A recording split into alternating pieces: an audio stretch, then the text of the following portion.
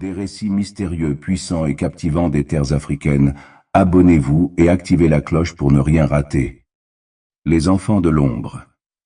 Dans un village reculé du cœur de l'Afrique, près de la forêt dense de Kounou, circulait une légende terrifiante sur les enfants de l'ombre.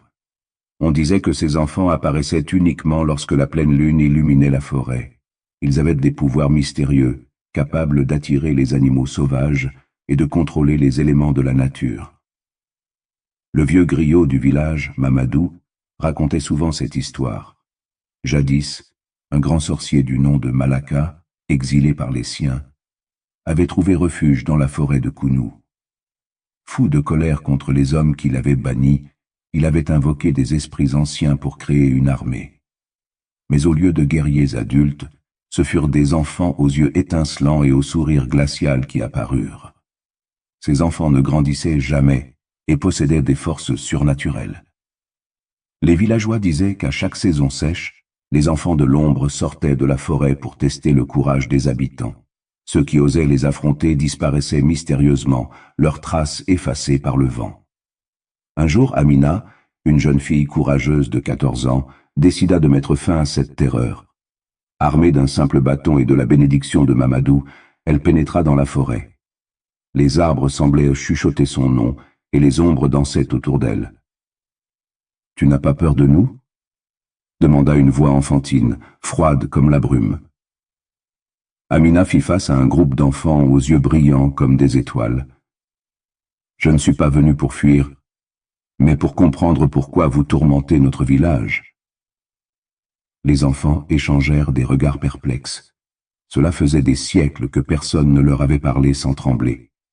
Leur chef, un garçon nommé Kélé, s'avança. « Nous n'avons jamais voulu faire du mal. Nous cherchons simplement à être libres de cette forêt où Malaka nous a enfermés. » Amina comprit alors que les enfants étaient des prisonniers d'un ancien sort. Avec l'aide des chants sacrés appris auprès de Mamadou, elle brisa la malédiction. Les enfants retrouvèrent leur véritable apparence et purent enfin reposer en paix. Depuis ce jour, la forêt de Kounou devint un lieu paisible, et le courage d'Amina resta gravé dans la mémoire du village. Je comprends que vous recherchez des informations complètes sur le thème des enfants dangereux.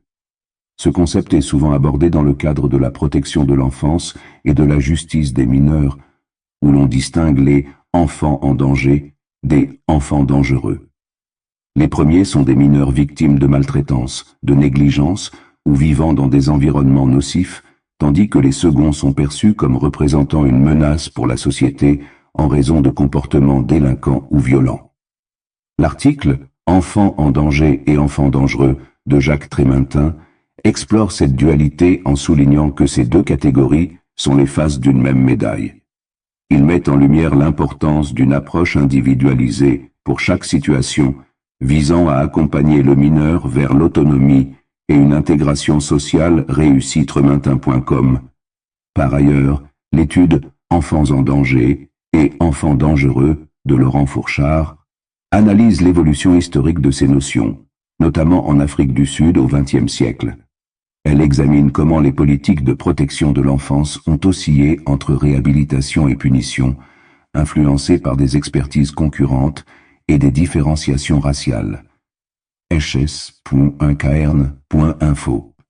Ces ressources offrent une compréhension approfondie des enjeux liés aux enfants considérés comme dangereux et des réponses apportées par les systèmes de protection de l'enfance et de justice des mineurs.